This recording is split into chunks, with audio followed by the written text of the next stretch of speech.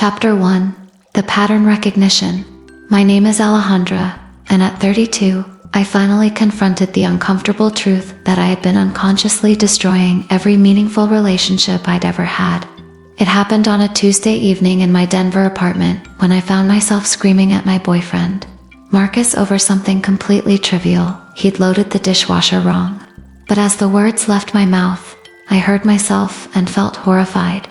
I sounded exactly like my mother during her worst moments. Critical, controlling, impossible to please. Marcus just stood there, looking defeated and confused. This wasn't the first time I'd exploded over something minor. In fact, I realized with growing alarm, I'd been finding fault with everything he did lately. The way he spoke to waiters, his career choices, even how he breathed too loudly while sleeping.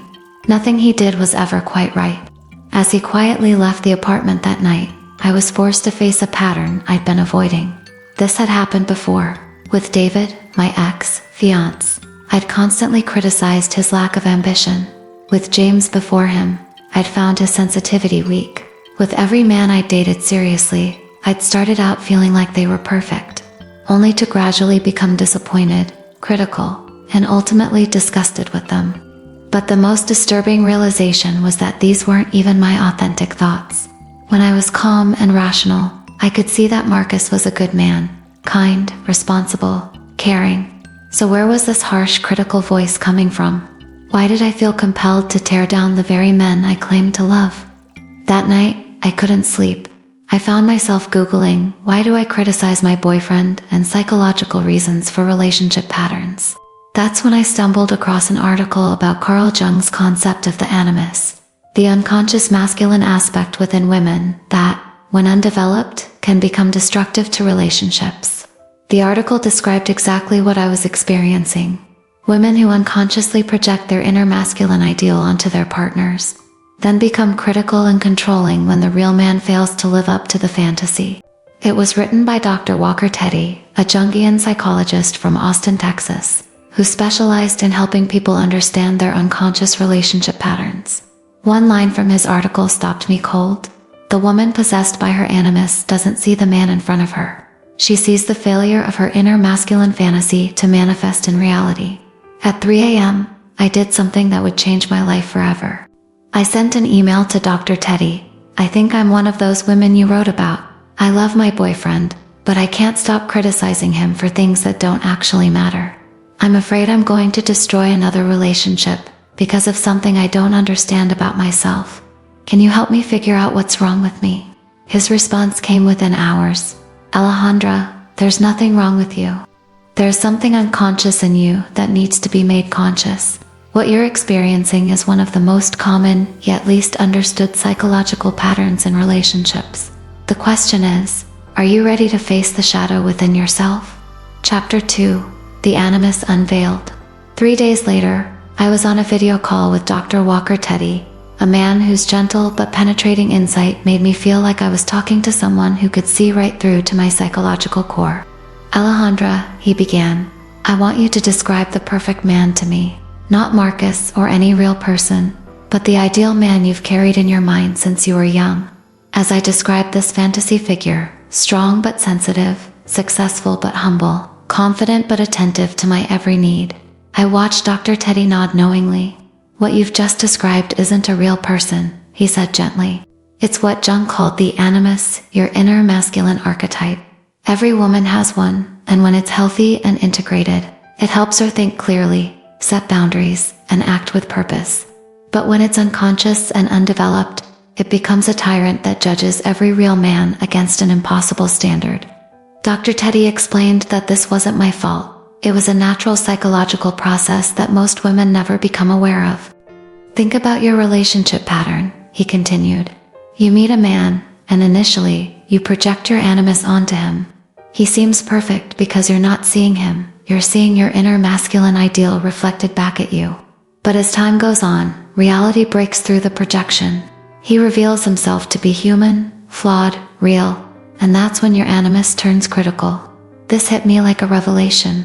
That's exactly what had happened with Marcus, with David, with every man I'd dated. The honeymoon period where they seemed perfect, followed by growing disappointment and criticism as they revealed their humanity. But why do I become so mean? I asked, feeling ashamed. Because your unconscious animus interprets their humanity as betrayal, Dr. Teddy explained. It's not logical, it's archetypal. The animus expects men to be gods, and when they prove to be mortal, it punishes them for the deception. He shared a case study from his work with Sarah, a successful lawyer from Vancouver, who'd been through 3 failed engagements. Sarah was incredibly accomplished professionally, brilliant, driven, successful. But in relationships, she became what she called a monster. She would find fault with everything her partners did, criticize their career choices, their social skills, even their families. She couldn't understand why she became this person she didn't recognize. What was happening to her? I asked. Her animus was overdeveloped professionally, but completely unconscious personally. She was using its energy to succeed at work, but in relationships, it possessed her. She wasn't choosing to be critical. She was being controlled by an unconscious force that demanded perfection from men, while offering none of the compassion she easily gave to friends and colleagues. Chapter 3: The Shadow Work Begins. During our second session, Dr. Teddy introduced me to what would become the most challenging part of my journey. Recognizing when my animus was activated, and learning to create space between my authentic self and its demands. Alejandra, I want you to start noticing the physical sensations and emotional states that precede your critical episodes, he instructed. The animus possession doesn't happen instantly. There are usually warning signs. As I began paying attention, I noticed a pattern. Before I would become critical of Marcus, I'd feel a specific combination of emotions: frustrated superiority, like I knew better than him about everything; impatient contempt, like his very existence was an inconvenience; and beneath it all, a deep disappointment that felt almost like grief. That grief, Dr. Teddy observed when I described it, is your psyche mourning the death of the fantasy. Every time reality breaks through the projection, part of you dies a little because you have to face the fact that no real man will ever be your inner masculine ideal. He explained that this was actually healthy. The death of illusion is the birth of authentic relationship, but only if I could learn to recognize what was happening and choose a different response. Lesson 1: The Animus Identification Practice. Dr. Teddy taught me to identify when my animus was taking over by watching for specific signs. Physical tension in my jaw, crossed arms, feeling above the situation. Emotional, contempt, superiority, irritation that felt disproportionate to the trigger. Mental, thoughts like he should know better, any real man would, I shouldn't have to explain this. Behavioral, speaking in absolutes, lecturing, withdrawing affection to punish. The goal isn't to never feel these things, Dr. Teddy clarified. It's to recognize when you're no longer operating from your authentic self, but from the animus possession. Chapter 4: The Projection Withdrawal. 3 weeks into our work, I experienced what Dr. Teddy called projection withdrawal, the disorienting process of seeing Marcus as he actually was, rather than through the lens of my animus expectations. It was simultaneously disappointing and liberating. Disappointing because I had to grieve the fantasy man I'd been trying to make him into. Liberating because I could finally see the real Marcus, not perfect, but genuinely good, caring, and worthy of love. This is the most critical phase, Dr. Teddy warned. Many women can't tolerate the loss of the fantasy. They'd rather blame the man for failing to live up to their projection than face the work of accepting reality. He shared research from the University of Toronto, showing that women who successfully integrate their animus report much higher relationship satisfaction. But the process requires grieving the loss of romantic fantasies. You're essentially going through a breakup, he explained. But instead of breaking up with a person, you're breaking up with an illusion. Lesson 2: The Reality Acceptance Practice.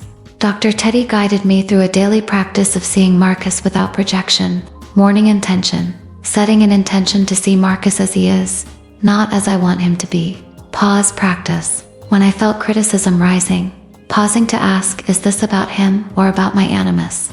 Appreciation inventory. Each evening noting 3 things I genuinely appreciated about Marcus, as he actually was. Fantasy funeral, consciously letting go of specific, unrealistic expectations as they arose. This practice was harder than I'd expected. I'd become so accustomed to the dramatic highs and lows of projection that accepting reality felt almost boring at first. Chapter 5. The Integration Challenge.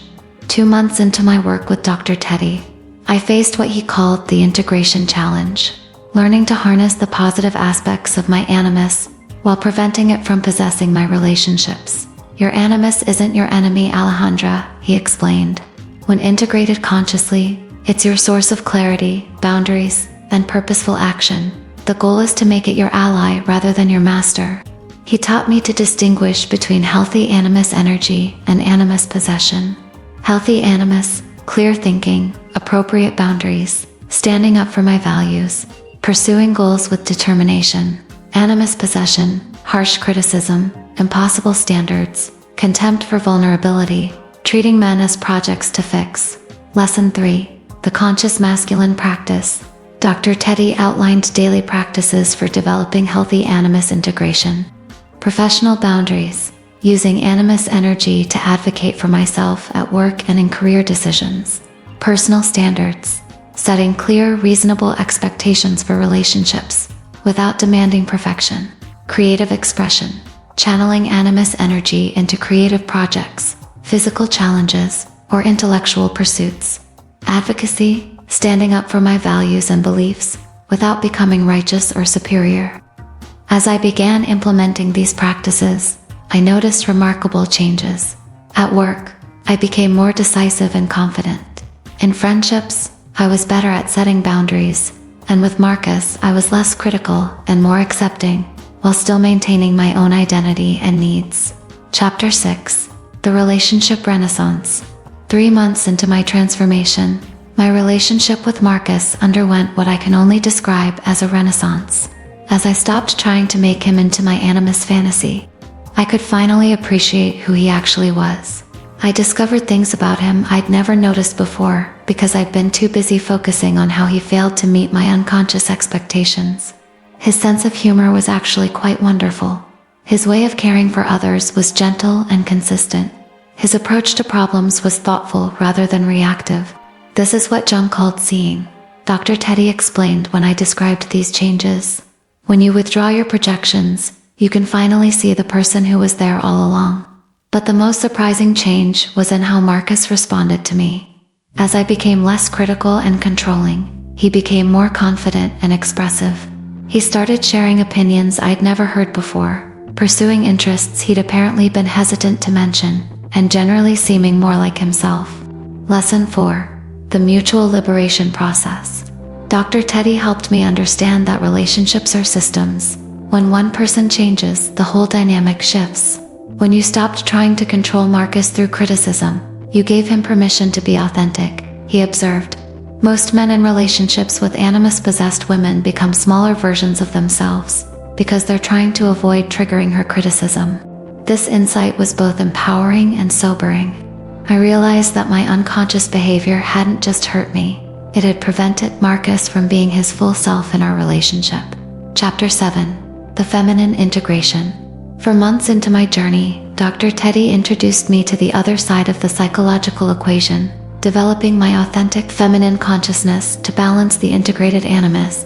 Many modern women, he explained, develop their animus but neglect their feminine side.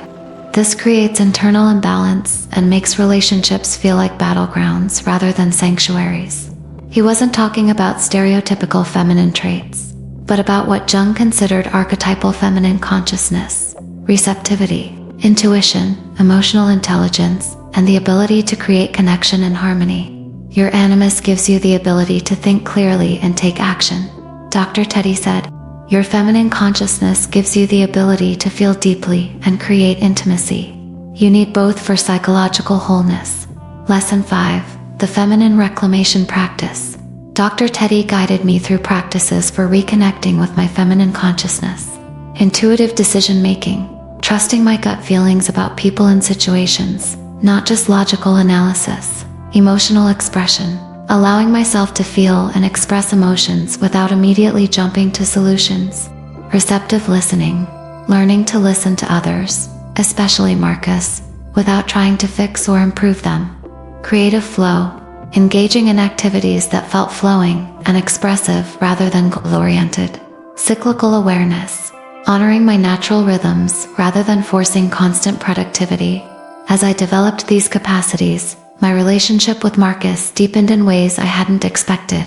Instead of relating to him primarily through my animus judging, analyzing, trying to improve him, I could relate through my feminine consciousness feeling, receiving, appreciating. Chapter 8. The Shadow Integration.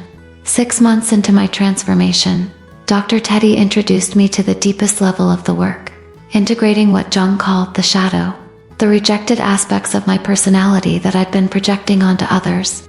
Alejandra, every criticism you've leveled at men contains a grain of truth about yourself, he said during one of our sessions. The things that trigger you most in others are usually the things you can't accept in yourself. This was perhaps the most difficult revelation of my entire journey. As I examined my harshest criticisms of past partners, I could see aspects of myself I'd been denying. When I criticized David's lack of ambition, I was avoiding my own fear of failure. When I called James too sensitive, I was rejecting my own emotional depth. When I found Marcus boring, I was denying my own need for stability and peace. Lesson 6. The Shadow Reclamation Process. Dr. Teddy guided me through the process of reclaiming my projected shadow. Criticism inventory, identifying my harshest judgments of others, and asking what they revealed about me. Trait integration, consciously developing the qualities I'd rejected in myself. Compassionate acceptance, learning to accept my own flaws with the same kindness I'd give a friend. Projection withdrawal, recognizing when I was seeing my own issues in others and taking responsibility. This work was incredibly humbling, but ultimately liberating. As I stopped projecting my shadow onto Marcus, I became more accepting of his humanity because I was finally accepting my own. Chapter 9. The Relationship Equality. 8 months into my journey, I experienced something I'd never had before, a relationship based on equality, rather than projection and criticism. Marcus and I were both showing up as whole people, rather than as complementary halves trying to complete each other. I no longer needed him to be my animus fantasy, and he no longer needed to walk on eggshells to avoid my criticism. Our conflicts, when they arose, were about actual issues rather than my unconscious expectations. We could disagree without me becoming contemptuous, or him becoming defensive. We could each have bad days without the other taking it personally. This is what Jung called individuation within relationship, Dr. Teddy explained. You've both become more yourselves, which paradoxically makes you more compatible, not less. Lesson 7. The Conscious Relationship Practice. Dr. Teddy outlined principles for maintaining conscious relationship, individual wholeness, taking responsibility for our own psychological development, rather than expecting the other to complete us. Projection awareness, recognizing when we're seeing our own issues in our partner, and withdrawing the projection. Authentic communication, speaking from our genuine selves rather than from unconscious complexes. Mutual growth, supporting each other's individuation process rather than trying to control it. Conflict consciousness, using disagreements as opportunities for greater understanding rather than battles to be won. Chapter 10. The Ripple Effect. As I became more psychologically whole, something unexpected happened. Other women began asking me what had changed. My sister noticed I seemed calmer and more confident. Female colleagues commented that I seemed more balanced between strength and warmth. Friends observed that I was easier to be around. When I shared what I'd learned about the animus and projection with my sister Emma, she had her own breakthrough. She realized she'd been doing the same thing in her marriage. Constantly criticizing her husband for not living up to her unconscious masculine ideal. I thought I was just having high standards, she told me. I didn't realize I was making him pay for failing to be someone he never agreed to become. Dr. Teddy explained that this ripple effect was common. When one woman in a social network does this work, it often inspires others to examine their own patterns. Lesson 8. The Conscious Feminine Leadership. As I shared my insights with other women, Dr. Teddy helped me understand the broader implications of this work. Modeling consciousness, demonstrating what integrated animus energy looks like in action, breaking generational patterns, healing patterns that often get passed down from mothers to daughters. supporting other women, helping other women recognize their own animus possession without judgment, creating healthy relationships, contributing to a culture of conscious partnership rather than unconscious projection. Chapter 11, The Deeper Understanding. A year after beginning my work with Dr. Teddy, I had gained insights that went far beyond just improving my relationship with Marcus. I understood something fundamental about human psychology and how unconscious patterns shape our most intimate connections. What you've learned, Dr. Teddy observed, is that most relationship problems aren't actually about the relationship. They're about unconscious, psychological dynamics that get projected onto the relationship. I could now see these patterns everywhere. Women criticizing their partners for things that were really about their own, unintegrated animus. Men seeking validation from women rather than developing their own inner feminine. Couples fighting about surface issues while the real conflicts played out in their unconscious minds. Lesson 9. The Psychological Literacy Practice.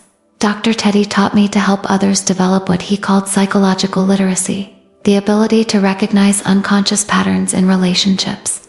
Pattern recognition, helping people see repetitive relationship dynamics. Projection, identification, teaching others to recognize when they're not seeing their partner clearly. Shadow work, supporting people in reclaiming aspects of themselves they've rejected. Integration support, encouraging balanced development of both masculine and feminine consciousness. Conscious communication, teaching skills for authentic expression rather than unconscious reactivity. Chapter 12. The Transformation Complete. 18 months after that first terrifying recognition of my pattern, I had become someone I barely recognized. In the best possible way. I was still strong, still intelligent, still capable of clear thinking and decisive action. But I was no longer possessed by the critical, impossible to please energy that had destroyed my previous relationships. I had learned to harness my animus consciously rather than being controlled by it unconsciously. My relationship with Marcus had evolved into something I'd never experienced before. A partnership between two whole people who chose each other daily, rather than two incomplete people desperately, trying to find completion through each other. But perhaps most importantly, I had developed what Dr. Teddy called psychological sovereignty. The ability to take responsibility for my own inner world, rather than making others responsible for fulfilling my unconscious fantasies. The ultimate teaching, the most profound insight from this journey, was understanding that Jung's concepts aren't just abstract. Psychology, they're practical tools for creating authentic relationships and genuine happiness. What you've discovered, Dr. Teddy said during one of our final sessions, is that love isn't about finding someone who fulfills your fantasies. It's about becoming whole enough to love someone as they actually are. This didn't mean settling or accepting poor treatment. It meant distinguishing between reasonable standards and unconscious projections, between healthy boundaries and impossible expectations. The ongoing practice, even now, 2 years later, I continue to practice the consciousness I developed through this work. I still occasionally catch my animus trying to possess me, especially when I'm stressed or tired, but now I recognize it quickly and can choose a different response. I've also learned that this work is never finished.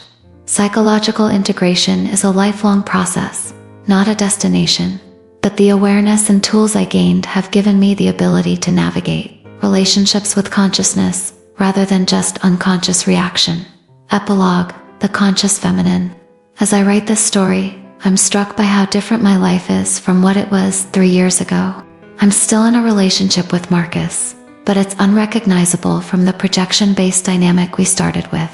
We're both more ourselves than we've ever been, which has made us more compatible, not less. I've also begun working with Dr. Teddy to help other women recognize their own animus patterns. It's become a passion of mine to help women understand that the critical voice that judges their partners often isn't their authentic wisdom. It's an unconscious complex that needs to be integrated. The message for other women, to any woman who recognizes herself in my story, who finds herself constantly disappointed by the men in her life, who becomes critical and controlling in relationships despite her best intentions, who wonders why she keeps attracting or creating the same dynamics. I want you to know that transformation is possible. You're not a bad person for having these patterns. You're not doomed to repeat them forever. You're simply operating from unconscious psychological dynamics that can be made conscious through awareness and dedication. The practical beginning, if you're ready to begin this work. Start with Dr. Teddy's first lesson. For 1 week, notice when you feel critical of your partner and ask yourself whether your criticism is about him or about an unconscious expectation you're carrying. This simple practice of observation will begin to create space between your authentic self and your animus possession. From there, you can start making conscious choices about how to respond, rather than being controlled by unconscious reactions. The final truth. Jung's insights about the animus and projection aren't meant to shame women or excuse men's behavior. They're meant to help both men and women understand the unconscious forces that shape relationships so we can create more conscious, authentic connections. When women integrate their animus consciously, they become more powerful, not less. When men develop their own psychological wholeness, they become more attractive partners, not weaker ones. When both people in a relationship commit to consciousness over unconsciousness, magic happens. The path to psychological wholeness isn't easy, and it's often lonely. But it's the only path that leads to genuine love, love based on seeing and accepting each other as we actually are, rather than as we fantasize each other to be. Your animus is not your enemy. It's your power waiting to be claimed consciously. Your shadow is not your shame. It's your wholeness waiting to be integrated.